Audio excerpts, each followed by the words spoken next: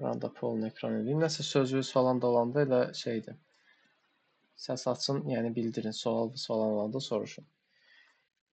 Biz sizlə funksiyalarda default dəyişən verməyi keçdik də yəqin ki. Məsələn, belə bir funksiya yaradım. Bir random bir funksiya. Sizə dili dəyişim. Məsələn, print. Bura məsələn yazaq ad, soyad. Burada yazaq ki,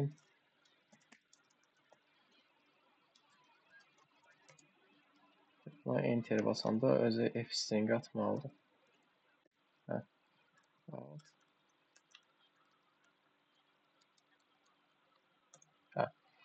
Məsələn, belə bir sizlə proqram işlədik. Yəni, nə edirəm burada? Default bu parametrlərə dəyər göndərmək. Burada məsələn gəlirdik, yazırdıq. Məsələn, yazırıq Vaqif.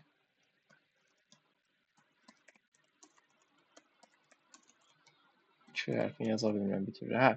Məsələn, bunu parametrlərə dəyər göndərməyi biz keçdik sizlə. Burada bilirdik ki, Vaqif ada bərabər olacaq, Kərimli soyada bərabər olacaq, sıra ilə.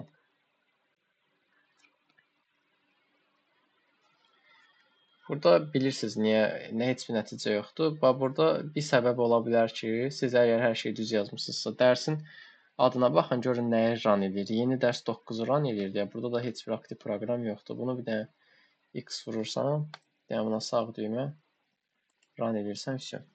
Salam Vaqif Kərimli. Yəni belə şeylər qabağımıza çıxacaq. Necə ki, mənim hələ də qabağıma çıxır. Salam Vaqif Kərimli. Məsələn, bunu biz keçmişik.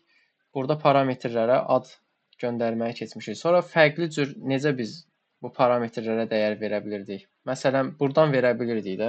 Mən buradan gəlib adı Həsən qoya bilirdim də. Məsələn, sizin ekran paylaşımınız məndə görükmür. Həsən, səndə də görükmür? Görünür mən. Yəqin ola bu da internetdən olsun. Qoy bir dənə stop edeyim, təzədən açıram. Bir də çıxınca Məndə də biraz gec açıldı, amma sonra açıldı. Ola bilər. Mənim də internetim ola bilər. Vaqif, sənin biraz səsində qırıntılı gəlir. Ola bilsin internetin də zəifdir. Bax, yəni ən pis halda heç nə də qulaq as. Rekordda onsuz da düşür hamısı. Amma də interneti yoxla, düzələr inşallah. Yenə açmadı. Yenə açılır. Olar, ümumi adım arasında təzədən gedeyim. Olar. Problem yox. Üzülürsən. Onsuz da bu hissə məsələn keçmişik. Məsələn bura gəlib Həsən soyadın necə idi? Sən həmişə yadından çıxır. İndi görsənir. Ələkbərzadə. Ələkbərzadə. Bu soyadı mən ilk dəfə də eşidirəm deyəsən. Onda yəqin Səidin soyadını yazmışıq özü bir dəfə. Məsələn buradan parametr verə bilirdik, düzdür? Və yaxud da buradan parametr verə bilirdik. Hazırda vəziyyətdə yəni yenə də salam Vaqif Kərimli yazacaq. Çünki default olaraq biz burada bunu belə təyin edirik. Sonra gəlib burada bu artıq update gedir. Yəni sən burada dəyişiklik edirsən. Çünki bu şəkildə də yazsan, sənə deməyəcək burada nəyəsə yaz. Artıq özü göstərir ki, məsələn qabağa təzədən mötərizə qoyum. Burada özü göstərir ki, ad Həsəndir. Məsələn soyadda Ələkbərzadədir. Bu şəkildə məsələn belə bir şey çıxır. Və yaxud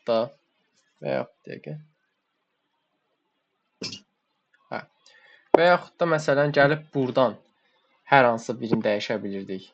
Məsələn soyadı dəyişmək istəyirsən, hər hansısa bir məsələn Əliyev. Deyək ki, soyadı dəyişirsən, belə bir şey edirsən, salam Həsən Əliyev və yaxud da adı dəyişmək istəyirsən, yenə də eyni vəziyyət. Yəni biz bunları məsələn keçmişik sizlə, düzdür? Parametrləri bu cür dəyişə bilirik. Burada bir problem yoxdur ki. Xeyr. Bu günləri sizlə Arcs Quarks keçəcəyik. Arcs Quarks biraz fərqli anlayışlardır. Burada məsələn xüsusi cütlüklər olacaq ki, məsələn key-value kimi cütlüklər olacaq. Sən həmin key-value'lardan istifadə edərək funksiyaya parametri göndərəcəksən. Bu Quarks-a aid olacaq. Bir də var məsələn args, arqument. Ümumiyyətlə bunlar burada arqument deməkdir. Argumentdə isə sən istədiyin qədər elə bil ki, dəyişən göndərə biləcəksən bir funksiyaya. Məsələn, hər hansısa bir funksiya yazaq burada. def topla məsələn abi. Məsələn normalda gəlirsən print nə bilim A plus B yazırsan, burada da sonra gəlib toplaya 10 15 verirsən. Yəni belə bir şeylər eləyirsən. İndi burada nə qədər belə deyim sən yazı yazsan, gərək burada da o qədər parametr olar ki, sən bunu hesablayasan. Bir dəqiqə.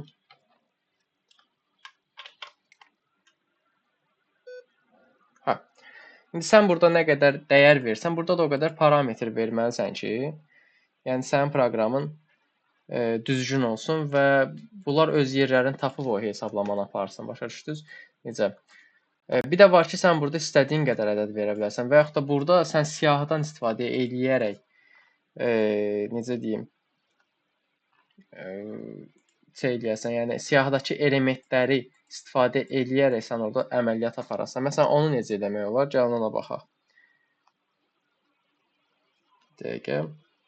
Məsələn, hər hansısa bir siyahı yaradıram. Məsələn, list 1 yazaq. Hər hansısa bir siyahı 10, 20, 30, 40. Məsələn, bir dənə də funksiya yaradıram. Tip toplamaq. Burada yazıram ki, ədədlər. Bir dənə belə bir parametr təyin edirəm. Çünki yəni burada istədiyiniz parametrin adını istədiyiniz şey qoya bilərsiniz. Hökmən deyir ki, bununla eyni olmalıdır. Sən sadəcə buna nəyisə mənimsədəcəksən. Dəqiqə kimsə qoşulur. Deyəsən. Hə. Hökmən deyir ki, sən burada qoyduğun ad buna bərabər olmalıdır. Sən sadəcə buna nəyisə mənimsədəcəksən. Fərqi yoxdur. Buna görə, yəni bu ikisinə görə əsas dəyişən budur. Bu mənimsədiləndir. Yəni bir dəqiqə neynədik? Hə. Məsələn, beləsinə bir vəziyyət yaratmışıq. İndi bir dənə də deyirəm ki, for x in ədədlər. Bir dənə burada nəticə adında dəyişən yaradıram özüm üçün. Sonra da deyirəm ki, nəticə plus bərabər x. İndi burada necə olacaq vəziyyət? Ədədlərin yerinə biz bir dənə siyahını təyin eləyək. Ədədlərin yerinə biz bir dənə siyahını təyin eləyək. Məsələn, onu necə təyin eləyirik? Print x da bir dənə verək. Print x yox, print nəticə. Hə. Print nəticəni də verdi. İndi burada gəlirik topla funksiyasını yazmaq. Deyir ki, ədədlərin yerinə bir dənə məsələn nəsə təyin elə, bir dəyər verginə. Sən bura indi nə dəyər verməlisən? Mən burada ədədlərdən bir aralıq kimi istifadə etmişəm. Bir dövr necə deyim, təyinatı kimi istifadə etmişəm ki, x oradan ədədlər götürəcək və onları başlayacaq nəticənin üzərinə gəlməyə. Məsələn, burada da ədəd aralığı hazırda siyahının içində var. Yəni list 1-in içində. Mən indi buna siyahı kimi bir dəyişəni mənimsədə bilərəm. Onda elə list 1-i yazım bura. Bunun içindəki ədədlər dövrə girsin funksiyada.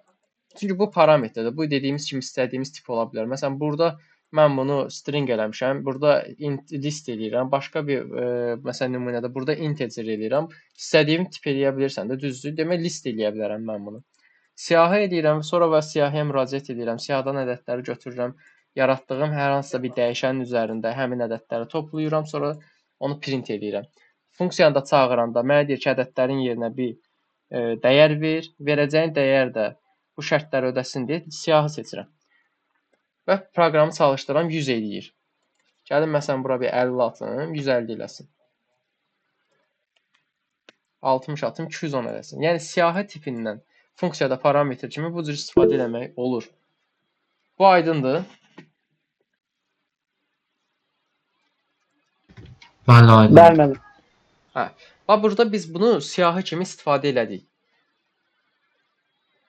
Yəni konkret olaraq burada ədədlərin tipi nə oldu bizim üçün? Siyahı oldu. Düzgün, indi burada məsələn onun tipinə baxaq. Hə, bax burada list olduğunu biz onu görürük. Konkret olaraq listdir. Sənin işini arcsla da eləmək olar. İndi bax burada görsən ki, şeydir vəziyyət. Nətər deyim? Yenə də əli ilə təyin edirsən, yenə uzun bir siyahı. Bəlkə sən 100 dənə, 200 dənə ədəd daxil eləmək istəyirsən. Yəni bu uzun gedəcək. Düzdür?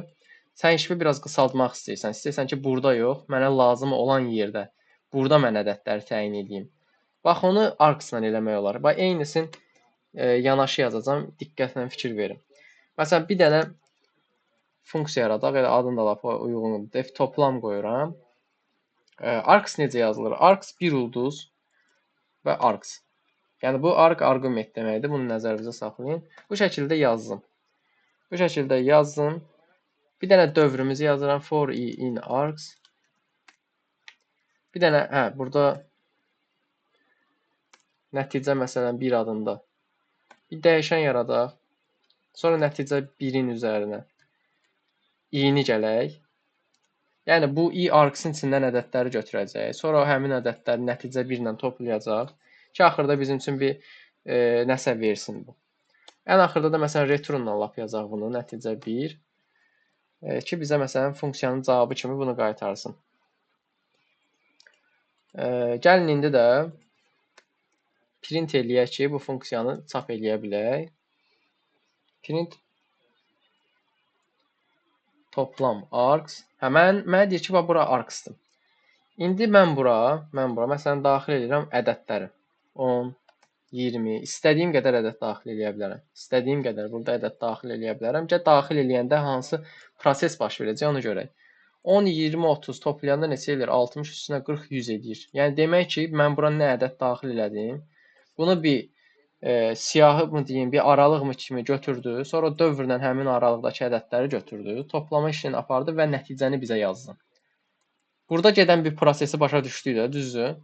Buradakını onsuz da başa düşdük. Burada siyahıdakı elementləri açıq-aşkar götürdü, hesabladı. Hara getdi yenə? Hə. Bəs buradakını başa düşdük. Bəli. Bir də mən o arqsın qabağına niyə ulduz işarəsi yazılır, onu bilmədim. Yəni aşağıda yazmamışsınız, ona görə soruşuram. Əslində o ulduz onların belə deyək də sintaksisidir. Yəni yazanda onu istifadə etməlisən. Necə ki məsələn burada sən dövr bitəndə qoşa nöqtə qoyursan. Nə bilim burada mötərizə qoyursan. Arksla Quarksda da eləncə nədir? Arksda 1 ulduzdur, Quarksda 2 ulduzdur. Bu aydın oldu. Başqa cürdə. Əslində bilirsiz nəyə görə deyirlər? Bilmirəm fikir vermisiniz yoxsa yox. Ulduz çoxluluq mənasına gəlir.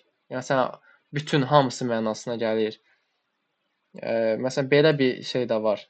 Anlayış da var məsələn kompüter elmlərində. Yəni biraz çox mənasındadır da. Birdən çox arqument. O mənaya gəlir ona görə. 2 ulduzda isə Quarksda da 2 ulduzdur. İndi o da keçəcəm. Orada isə cütlük deməkdir 2 ulduz. Daha çox key value kimi yadınızda saxlayın. Məsələn cütlük necə olur? Dictionary-də açar, bir də dəyərdə düzdür. Həmin onu 2 ulduz kimi yadınızda saxlayın. Amma argsda yəni konkret olaraq ədəd bilinmir, çoxluluq mənasına, yəni bütövlük mənasına gəldiyinə görə birdən çox sən əgər element ədəd daxil eləyəcəksən, ona görə ulduz qoyursan. Yəni belə deyim, bu deyil də, yəni qayda deyil konkret, sadəcə anlayışdır.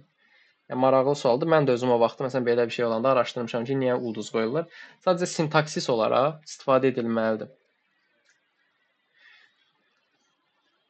Başqa cürdə. İndi bir anlayış da var. Məsələn, gəlin o da burada öyrənək.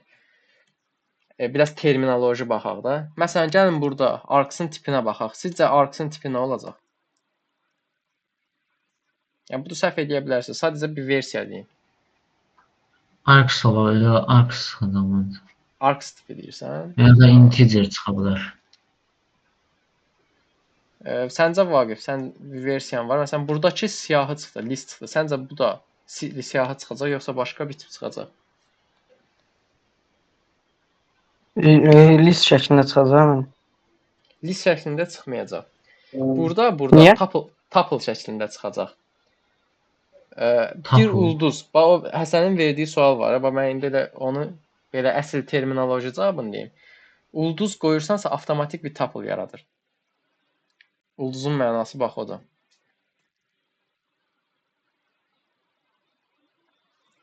Bax burada indi biz print tip argsa baxsaq, bir dəqiqə çalışdırım bunu. Bax tuple olduğunu görərik. Əslində belə baxanda listlə burada eyni bir prosesi yerinə yetirir. Təbii ki, listin fərqli metodları ola bilər. Amma argsda məsələn o yoxdur. Argsda bax görsən index count gəlir. Burada tuple olduğunu görə bilirsən. Amma gəlin məsələn burada ədədlər yazım, nöqtə qoyum, onun list olduğunu buradan da görə bilirik. Aydın oldu? Bəli. Bəli. Aha, tamam. Yəni ulduz başqa yerlərdə də istifadə olunur. Sadəcə belə hələ ki məsələn burada istifadə olunan budur. Daha çox tuple yaratmaq üçün, yəni əsas məqsədi tuple yaratmaq üçündür. Siyahıda istifadə olunanda isə elementləri ayırmaq üçün. Düz belə çox istifadə olunan bir şey deyil. Sadəcə necə deyim, bir ulduz, bir də şey qoymusansa, arks qoymusansa, bir ki orada tuple yaranacaq və tupleın içində də ədədləri sən burada düzəcəksən.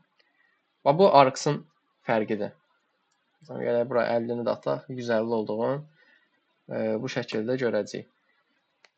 Bunu da bilmək vacibdir, çünki düzdür, çox dediyim kimi istifadə olunmasa belə, sən bura dəyişkən sayda, yəni ədəd göndərmək istəyirsənsə, element göndərmək istəyirsənsə, yaxşısı budur ki, arksdan istifadə elə. Yəni tabi də gəlib bir dənə siyahı yaradım, siyahının içərisinə ədədləri yığın falan filan. Yəni açıq-aşkar fərqlərini də məsələn burada görürük.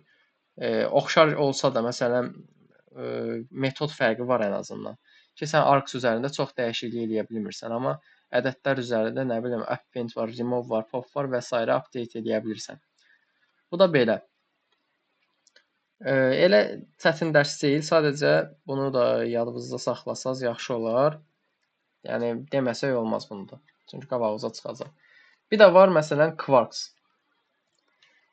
Quarksda da 2 ulduzdan istifadə olunur və bu da dediyim kimi key value, yəni nəzərdə tutur. Yəni açarla dəyəri. Yəni istənilən sayda sən funksiyaya şey göndərə bilirsən, cütlüklər göndərə bilirsən, dictionary cütlüklər. Yəni indidən deyirəm, onun da data tipi dictionary çıxacaq. Onu da buradan gəlib göstərəcək.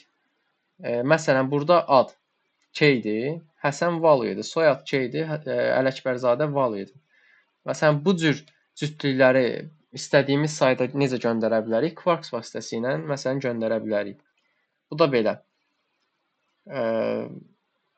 Məsələn, ona da aid nümunələr yazaq. Onları da elə yan bayan yazaq ki, ya da altdan başqa bir nümunə ilə məsələn göstərək. Birinci elə hər hansısa bir sadə bir Quarks nümunəsi göstərəm. Quarksın da yazılışı dediyim kimi 2 dənə ulduzdur. Bu şəkildə yazanda görürsünüz ki, məsələn gəlir gəlməyinə. Sadəcə Quarksın mənası əslində bilirsiniz nədir? Keyword arqument deməkdir. Yəni belə bir mənası var. Keyword arguments məsələn. Gəl burada məsələn bunu yazaq. Keyword arguments Python.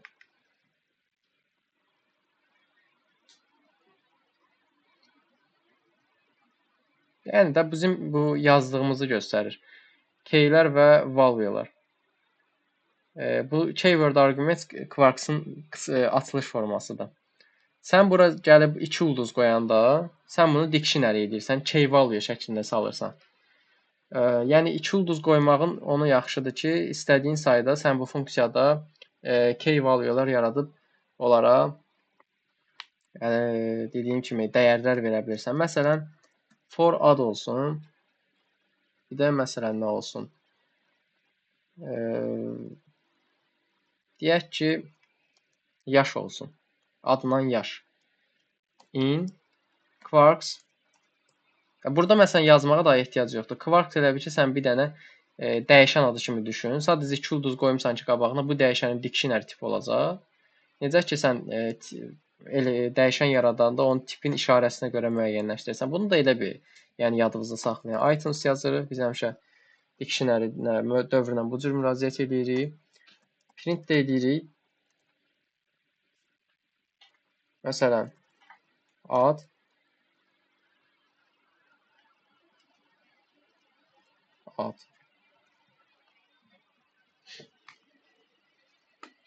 ad verim. Elə burada yaşı yox. Gəl burada. Bilirsiniz nəyə verək? Bura dəyər ataq. Yaşı sonradan özümüz əlavə edək. Məsələn, ad bizim keyimizdir. Bir də bunun dəyəri olsun. Dəyər də məsələn nə olsun? Hələ ki bura dəyər olsun. Dəyər nə olacaq? Turan olacaq, Vaqif olacaq, Həsən olacaq, Səid olacaq və s. Ad isə K olaraq qalacaq. Hələ ki biz bunu bu şəkildə saxlayaq. Çünki elə burada da necə vermişik? Burada birinci K gəlir, sonra value. K-yə ada mənimsəyəcək, dəyər value. İndi gələk funksiyamızı çağıraq. Burada məsələn görək onu. Məsələn, mən bura gəlib ada, yəni burada ad yazıram, Quarks-ı məsələn deyir daxil elə. Ada daxil eləsəm Turanı, bu şəkildə gəl bunu çalışdırım. Ad Turan olduğun gəlir. Məsələn, gəlim Vaqifi. Adı Vaqifi 2 saatda düz yaza bilmirəm. Vaqif daxil eləsəm, gəlir. Necə gəlir? Sən bura gəlirsən, dictionary yazırsan da, düzdür? Bax, bir də təzədən yazaq. Diqqət edin bu hissəyə. Əlimizi bu mötərizəyə qoyanda deyir ki, Quarks daxil elə. Sənin də Quarks-ın niyə gəlmədi o? Hə, Quarks daxil elə gəlir. Sənin də Quarks-ın dictionary tipli. Demək sən bura bir key daxil eləməlisən, bir də value. Sənin keyin burada addır. Value-un da dəyərdir. Onda gəl yaxşı olar ki, adı sən dəyərinə mənimsəd, özü orada ayrı seçiciliyin eləsin. Məsələn, ada məsələn mənimsədirik Həsəni, özü orada adı olduğu kimi saxlayacaq, dəyəri də Həsən olduğunu göstərəcək. Ad Həsən. İndi mən bura gəlib başqa keyword, key value-nu necə əlavə edə bilərəm? Bir dənə vergül qoyacağam. Məsələn, yazacağam yaş. Yaş yazacağam və mənimsədəcəm. Məsələn, Həsənin deyək ki, 18 yaşı var. Bir dənə elə bir ki, ad Həsənin də yanına bir də yaş 18 gələcək. Bax, gördünüz? Burada bir dənə yaş 18 gəldi. Necə oldu? Elə bir ki, bir dənə dictionary yazdım. Gəl prosesi belə təsəvvür eləyək. Elə bir ki, bir dənə dictionary yazdım. Burada bunu indi şərti olaraq yazıram. Ad Həsən. Məsələn, yaş 18. Sən də bura forla müraciət eləyəndə necə olurdu? Birinci bu key value-nu götürürdü. Ad ada bərabər olurdu. Dəyər Həsənə bərabər olurdu. Bunu belə eləyək bir dənə.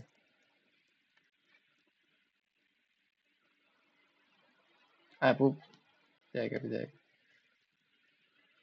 Hə, bunu bilsiz niyə dəyişdim? Siz burada çaşmayasınız deyə. Yəni bunlar hər hansısa bir şeydir də. Məsələn, bunu lap key də qoya bilərsən. Elə şey nədir? Açar qoyaq. Açar. Burada da açar olsun dəyər. Hə.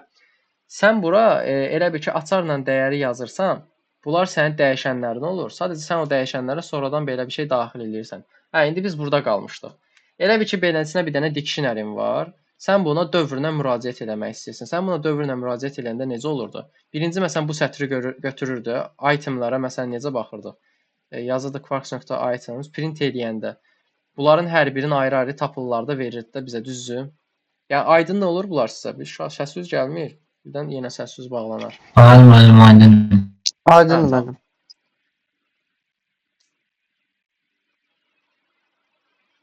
Hə, tamam. Hə, yəni burada siz bilirsiniz bu prosesi.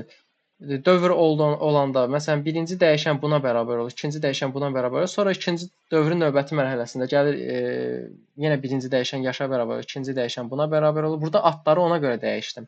İndi üçüncü bir məsələn, cütlüyü əlavə eləmək istəyirəm. Yazıram ki, ölkə. Burada yazıram, məsələn, Aziya. Məsələn, bunu da çalışdıraq. Ölkə Aziya. Sadəcə sən elə bil ki, bura bir dənə update elədim, belə bir dictionary-yə. Bura bir şey gəldi. Bax, bu şəkildə. Ölkə Aziya. Yəni, bu prosesi sən burada qısa şəkildə yazırsan. Bir dənə Quarks yaratdım və həmin Quarks-ın içərisinə necə deyim, sonradan əlavə eləməklə, yəni key value-nu özündən sonradan təyin edərək əlavə elədim. Yəni, ehtiyac olmadı ki, əvvəlcədən bir dənə Quarks yaradasan ki, ondan istifadə edəsən. Məsələn, tipinə də baxsaq, bunun dictionary olduğunu görəcəyik. Bu da belə. Və yaxud da Quarks nöqtə də qoysa, bunun dik, yəni tipində olduğunu belə görürük. Aydın oldu bu da. Problem var bu Quarks'ta. Aydındır. Aydın. Yəni biraz qarışıq görünə bilər. Biraz qarışıq görünə bilər. Sadəcə siz biraz işlədikcə bunu başa düşəcəksiniz. Yəni çox istifadə olunmur. Sadəcə yəni yaddan çıxa bilər bəzən. Dediyim kimi sadəcə struktura fikir verin. Məsələn 2 ulduzla yazıldı, 1 ulduzla yazıldı. Məsələn birinin tipi tuple oldu, birində dict oldu və sən ora elementləri necə daxil elədin? Məsələn burada funksiyanı çağıranda, bax bunlara məsələn biraz fikir versəz, vəsə qalanı bir problem olmayacaq sizə. Bu da belə. Yəqin ki, bu da aydın oldu sizə. Bax bunu bildinizsə necə, nə ilə müqayisə elədik? Bax burada bununla. Nə bilim sən bu cür yazırsan, nə bilim ad Həsən, soyad Ələkbərzadə, burada nə bilim gəlirsən adı soyadı dəyişirsən. Yəni üçüncü bir şey əlavə eləmək üçün ya bura parametr əlavə edirsən, ya da ki ümumiyyətlə buranı boş qoyub burdan əlavələr edirsən. Yəni biraz uzun məsələ olur da, qarışıqlıq düşür. Sən dik tipindən funksiyada istifadə edə bilmirsən. Amma burada lüğət tipindən funksiyada necə istifadə edə bilərsən onu gördün. Məsələn burada necə mən sizə nümunə göstərdim. Siyahıdan funksiyada nətər parametr kimi necə istifadə etmək olar. Eynisini siz burada da eləyə bilərsiniz. Sadəcə uzun olacaq deyə mən elə birbaşa Quarks üzərində göstərdim. Bu Quarks-ın əvəzinə burada yaratdığım kimi sadəcə sintaksə diqqət eləyərək, nə bilim dırnağa qoşan nöqtəyə diqqət eləyərək bir dikt yaradırsan, onu bura mənimsədirsən bu parametrə. Sonra da bu belə deyək, funksiyaları yerinə yetirəndən sonra mənimsədirsən. Sadəcə sənin problemin onda olacaq ki, sən gəlib burada key value əlavə eləmək istəyəndə gəlib burdan əlavə eləməli olacaqsan. Yəni burada sən onları yazmayacaqsan. Sən sadəcə bunu bir dənə funksiyanı çağıracaqsan, özü gətirib yazacaq. Biraz maraqsız olacaq. Yəni necə ki listlərdə gördüyümüz kimi. Bax bu da Quarks'ın mənası idi, Quarks'ın açılışı idi. Kimin nə sual var, versin. Vaqif Həsən. Aydındır. Aydın. Tamam. Bir də qlobal lokal dəyişən anlayışı var. Qlobal lokal dəyişən anlayışı ilə bağlı kimin nəsə fikri var? Yəni indiyə kimi eşitmisiniz bunu? İstifadə eləmisinizmi və yaxud da? Eşitmişəm amma istifadə etməmişəm. Yəni bilmirəm tam nə olaraq, nə anlama gəlir. Vaqif səndə yəqin ki bilmirəm. Xeyr, mənim orasını bilmirəm. Qlobal lokal dəyişənlər, yəni adına da fikir versəz, yəni qlobal ümumilikdə, yəni hamı üçün olan, hər kəs üçün olan kimi fikirləşin. Lokal da yəni yerli. Sadəcə müəyyən bir çərçivəsi var, müəyyən bir sərhədi var. Bir ölkə kimi düşünün. Bir də dünyanı fikirləşin. Qlobal yəni hər yerdə istifadə olunur. Yəni funksiyalarda qlobal lokal dəyişənlər nədir? Sən biri var funksiyanın xaricində bir dəyişən yaradasan, bir də var daxilində dəyişən yaradasan. Xaricində yaratdığından istədiyin yerdə istifadə edə bilirsən. Amma funksiya daxilində yaratdığın sadəcə elə o funksiyanın daxilindəkilərə aid olacaq. Yəni məsələ budur. Belə bir şeydir qlobal lokal dəyişənlər. Onların da məsələn terminləri var ki, biz onlarla necə deyim, qlobal dəyişənlərin qlobal və yaxud da lokal olduğunu müəyyən edə bilərik. Yəni bu şərt deyil ki, həmişə beləncə olacaq. Həmişə funksiyanın daxilində yazdığın ancaq funksiyanın daxilində qalacaq. Xeyr, sən funksiyanın daxilində yaratdığın dəyişəni qlobal eləyərək başqa yerdə də istifadə edə bilərsən. Yəni belə bir anlayış da var. Məsələn, gəlin sizə bunu elə ən sadə şəkildə nümunəsini göstərim. Gəlin məsələn belə bir şey deyək. Deyək ki, x-in adı olsun global x. Bir dənə funksiya yaradaq. Def nə funksiyası yaradaq? Bunu da belə bir funksiya yaradaq. Nəsrdə çap edən kimi bir şey olsun. Bir də burada x yaradaq. Bunun da adını qoyaq local x. Burada return x verək. Sonra da print funksiyasını çağıraq. Məsələn, burada biz bunu çalışdırsaq, sizcə lokal x gələcək, yoxsa global x gələcək?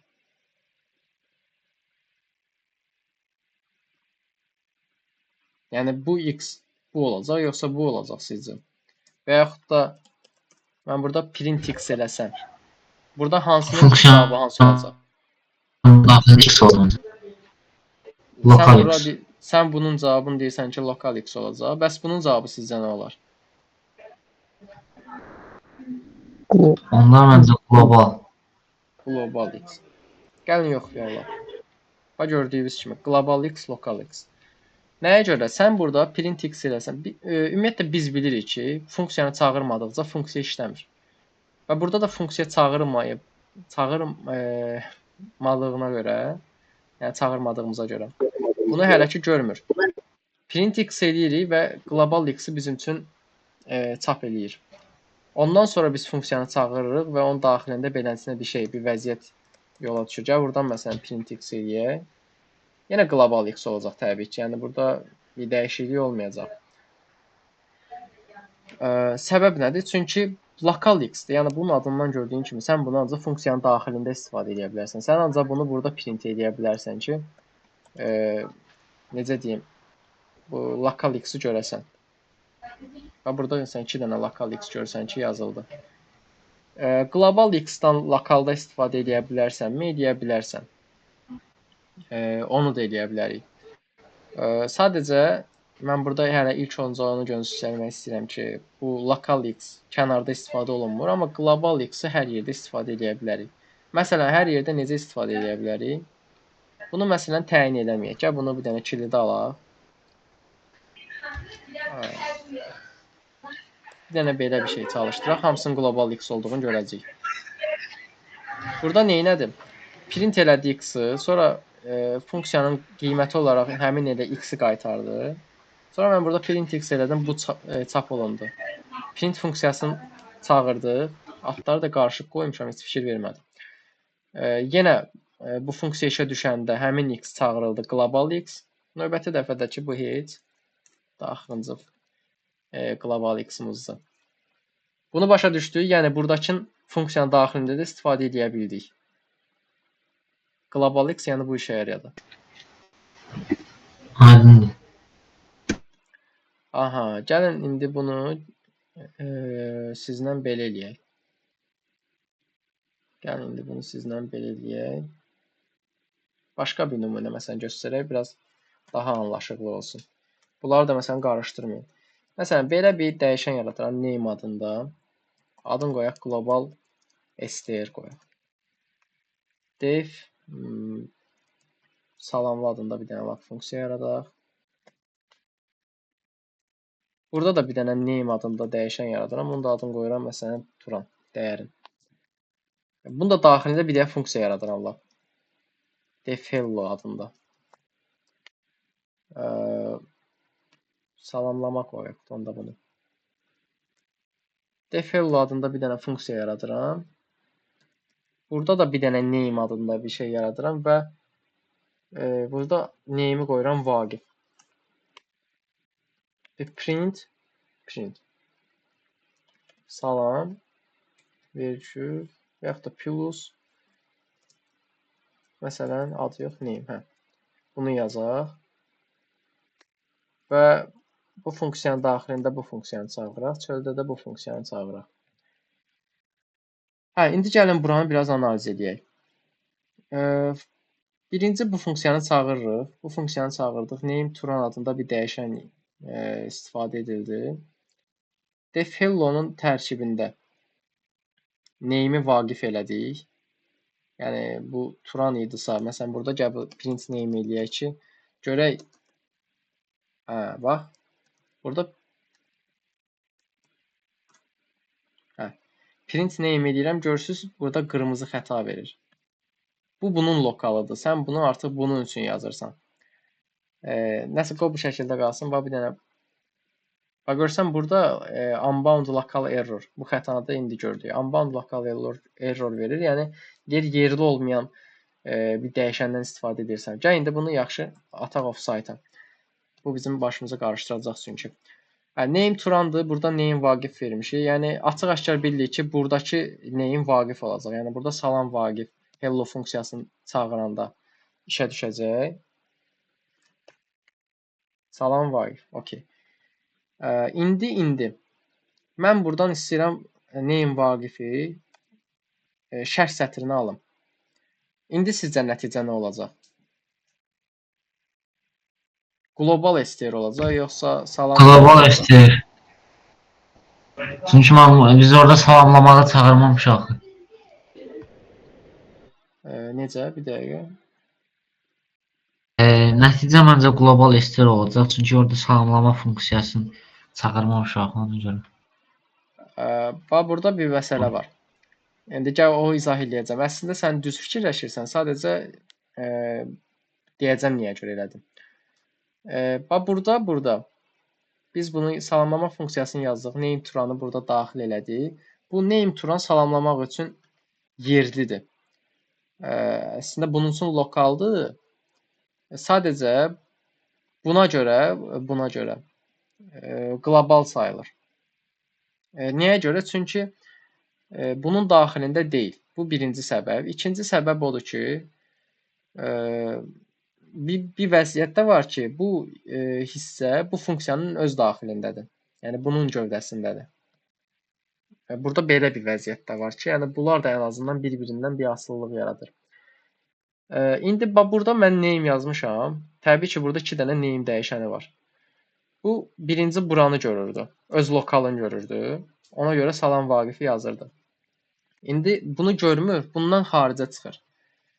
Hazırda məsələn salamlama funksiyası işə düşür axı. Bunun xaricinə çıxır və name adında bir dəyişən axtarır və bunu tapır. Ona görə gətirir yerinə bunu qoyur. Name turanı qoyur, salam turan yazır. Mən bunu da gəlib kilidə alsam, buradan da çölə çıxacaq. Buradan da çölə çıxanda bunu tapacaq. Global STR, salam global STR yazacaq. İndi bax burada belə bir vəziyyət var. Amma halbuki sən burada name turanı təyin edib, məsələn, görürsən, indiki vəziyyətdə mən onu daxil edə bilirəm. Amma gəlib burada name daxil edəndə burada mənim üçün problem yaradır. Ki, zaten name var burada. Sən onu əvvəlcədən təyin eləməlisən. Bax, hazırki vəziyyətdə name hello üçün qlobaldır. Amma mən gəlib burada bir name də daxil eləsəm, bu üçün bir əhəmiyyət kəsməyəcək. Yəni, bu bunun üçün bir əhəmiyyət kəsməyəcək. Çünki bu, bunun lokal olacaq, bu da bunun lokal olacaq. Hazırki vəziyyətdə. Ancaq mən bunu kilidə aldığım müddətdə nədir onun adı? Bu name bunun üçün qlobal sayılacaq. Burada biraz belə qarışıqlıq var. Baş məsələn qarışdıran bir vəziyyət var, amma elə çətin bir şey də deyil. Siz başa düşərsiniz bunu. Gəlin lap bir dənə də təzədən sıfırdan bir dənə yanaşaq bu məsələyə. Global STR buradakılar üçün qlobaldır. Yəni bunların heç birinin daxilində deyil.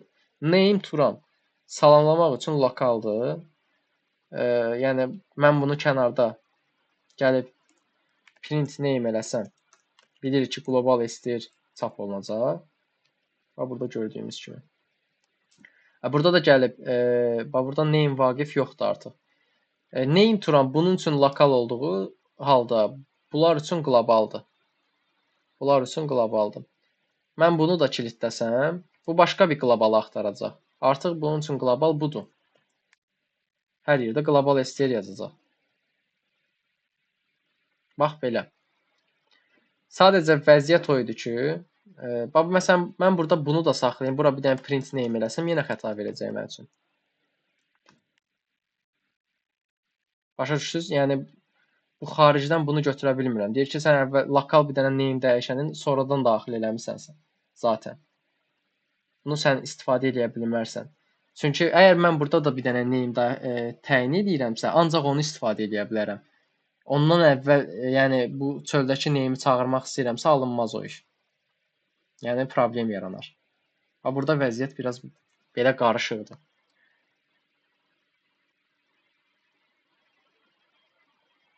Hələ ki, yəni burada o qarışıqlığı başa düşə bilirik. Biraz beyin yandırsa da. Bəli. Yəni az-maz ən azından diqqətlə məsələn baxsaq başa düşərik ki, hamısı özündən sonrakı qlobalı axtarmağa çalışır. Məsələn, burada hazırki vəziyyətdə, yəni qlobal nə sayılır? Turan sayılır. Bax, turan, salam, turan. Bunu da itirsəm, Nə edəcək? Bax burada baxdı axtaracaq. Hazırki vəziyyətdə heç bir yerdə name təyin olunmayıb. Yəni funksiyanın daxilində. Baxacaq, bu kilitdədir, bu kilitdədir. Çıxacaq funksiyadan kənara, bunu götürəcək özü üçün. Yəni bu da olacaq onun üçün qlobal bir STR. İndi bir dəfə nümunə göstərəcəm, onda artıq tam siz başa düşəcəksiniz bu vəziyyəti. Orada artıq sən dəyişəni özün təyin edirsən ki, bu qlobal olsun, bu lokal olsun. Gəl bir də nümunə işləyək. Ondan sonra elə eyni nümunədir paştuşda beynimdə olanlar. Bunu başa düşdün Vaqif? Bəli, aydın. Tamam. Bu kodları diqqətlə bir də fikir verərsiniz. Bunu mütləq ki, rekorduna baxın. Gəlin bir dənə indi belə bir dəyişən yaradıram. X. Bir dənə də def dəyiş adında bir funksiya yazıram. Məsələn, x bərabər 20. Dəyiş funksiyasını çağırsaq,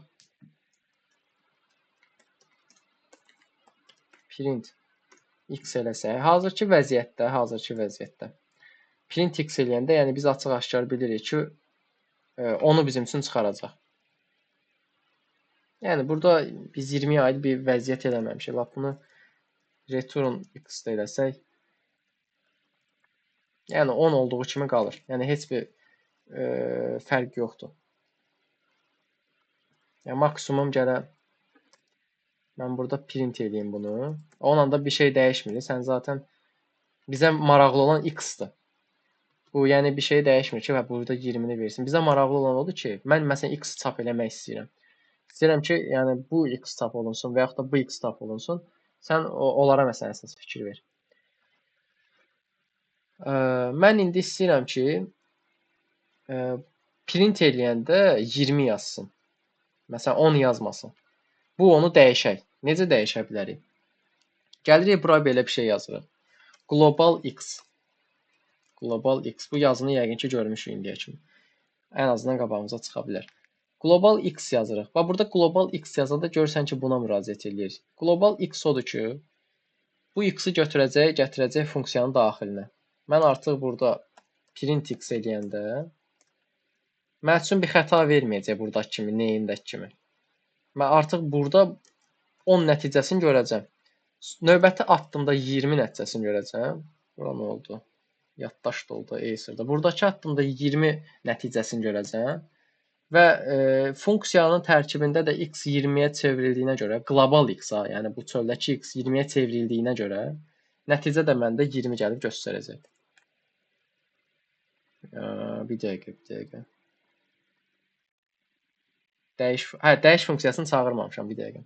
Funksiyanı çağırmamışam, ona görə mən də qorxdum bir anlıq ki, niyə belə oldu. Gəlib burada çap eləsəm 20-ni görəcəm. Yəni biyaq bu çap olunan var ha. Bu x-dır. Bir dənə bu hissəyə diqqət edin. Bu çap olunan bu x-dır. İndi mən bura gəlirəm. Dəyiş funksiyasını çağırıram. Mən burada bir səhv elədim. Bu funksiyanın adını yazmadım. Qarşılıq düşdü. İndi də bu şəkildə də çap eləyəndə bir dənə 10 gəlir, bir dənə 20. İndi burada gələn 10 hansıdır? Bu 10-dur.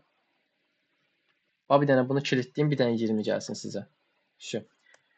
Sən sadəcə buna ona görə baxırsan ki, yəni mən bu çöldəki x-i bura sala bildimmi? Sala bildim. Onu çap elədim. Həqiqətən onun 10 olduğunu gördümmü? Gördüm. Sonra onu dəyişə bildimmi? Dəyişdim. Nəticədə də mən print x eləyəndə artıq 10 yox, funksiyada dəyişilmiş bir x görürəm, 20-ni görürəm. Məncə indi tam başa düşdünüz siz. Bəli. Əla. Vaqif səndə necə? Aydın.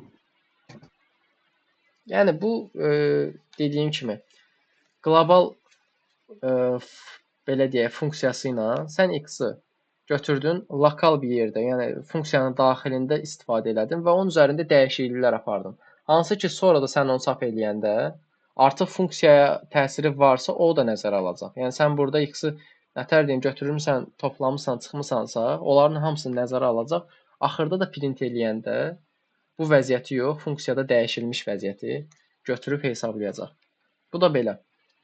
Yəni lokal dəyişəni də yəqin ki, göstərməyə ehtiyac yoxdur. Bayaqdan 50 dəfə məsələn ona nümunə yazıb. Mən məsələn bura gəlirəm y bərabər 5 yazıram. Print y eləyirəm. Burada gəlib burada print y eləsəm heç nə çıxmayacaq. Yəni xəta verəcək ki, name error. Y adında bir dəyişən yoxdur. Amma gəlib burada funksiya çağırsam onda ancaq 5-i görə bilərəm. Yəni lokal, yəni öz daxilində çalışır. Sən bu y-dən öz daxilində istifadə edə bildin. Bu qədər. Yəni burada gördüyünüz kimi belə bir şey eləyə bilmərik. Çünki çöldən götürmürük. Sən qlobalı ancaq daxildə istifadə edə bilərsən, lokalı yox. Bu da belə. Lokal. Da qlobal. Lokalla qlobalın fərqini başa düşdük. Bəli. Rekordumuz dayanmayıb, hə. Şeyə görə yaddaş burada az göstərir, ona görə deyir 50 megabaytdan az yaddaş qalıb. Tamam, onda bir dədə nümunə göstərək. Qloballa lokalı məncə onda problemimiz qalmaz. Mənə yəni bu həmişə maraqlı gələn bir mövzu olub, qlobal lokal. Çox belə proyektdə də lazım olan bir şeydir ki, sən bir funksiyada lazım olan bir şeyi digərlərində də, bir klassda olan şeyi digərlərində də istifadə edə bilərsən. Bu yəni mütləq bir məsələdir. Ona görə bu hissəni yaxşı öyrənin. Məsələn, bir dənə belə bir funksiya yazaq sizlə ki, bunun daxilində bunu dəyişək. Hazırki vəziyyətdə gəl bir dənə print eləyək. F(x) burada bir dənə x ataq. Sən x bərabər 100 verirəm. Print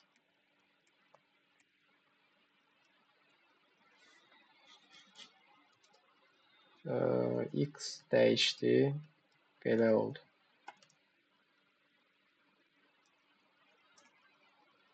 Yəni belə bir şey eləyək. Sonra test funksiyasını çağıraq. Hazırki vəziyyətdə təbii ki, xəta verəcək ki, sən bura söldən bir x təyin edirsən. Məsələn, buranın bir dənə kilidi alaq. Bir dənə print x-i burada yazaq. Burada print x verəcək, təbii ki, 50-ni verəcək. Buradakı testin nəticəsi də 100 olacaq. Hələ ki, heç bir dəyişiklik yoxdur. Bir dəqiqə.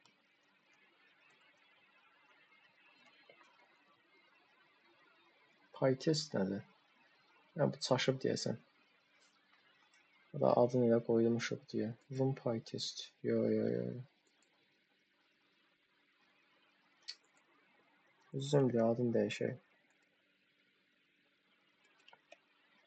PyTest şeydir, başqa bir modulun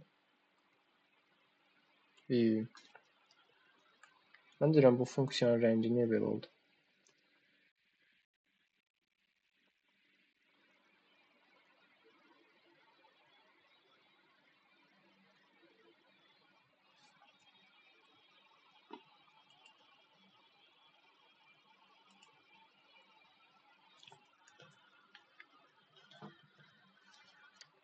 PyTest modulunu niyə çağırır?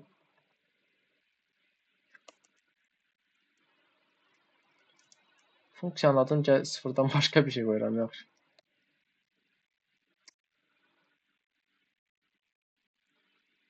Dəyişmək.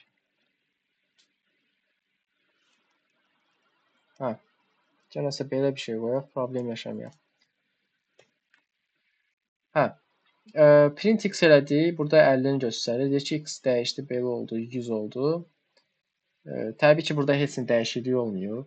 Yəni, x elə olduğu kimi də qalıb hələ ki. Bu x-i, yəni, burada yazdığımız x budur.